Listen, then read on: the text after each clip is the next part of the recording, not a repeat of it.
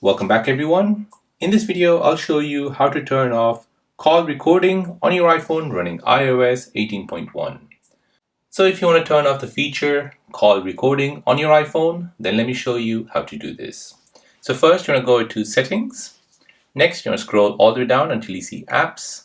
Now from here, find the phone app. Tap on it.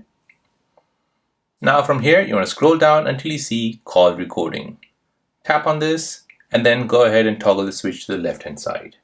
Now once you do this, call recording will be stopped on any calls you make, and there won't be any option for whoever makes a call to record the call. So there you go guys, that is how to turn off call recording on your iPhone running iOS 18.1.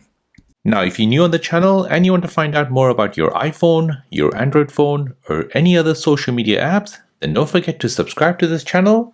Hit the like button if you find this video useful. Thank you for watching and see you in the next one.